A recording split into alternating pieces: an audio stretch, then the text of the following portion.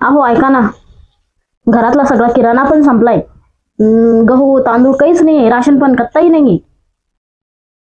तर आपल्याला यावेळेस खूप पैसे लागतील. तुमचा पगार झाला असेल तर चला आपण किराणा भरून आणू. पगार झाला का?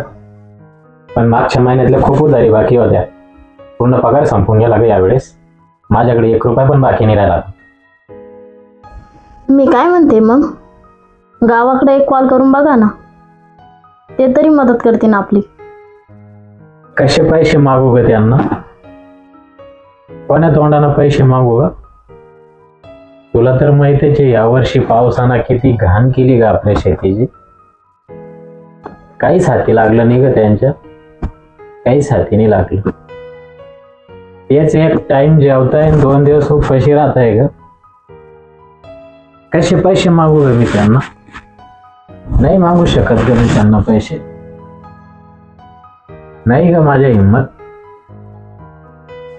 जाऊ द्या हो, जाईन मी 2 दिवस कामाला, करेन काहीतरी ॲडजस्ट. देव नाही का असंच असतो, राजकारणी आईचं पोट भरतो आणि शेतकऱ्याला मर मारायला लावतो.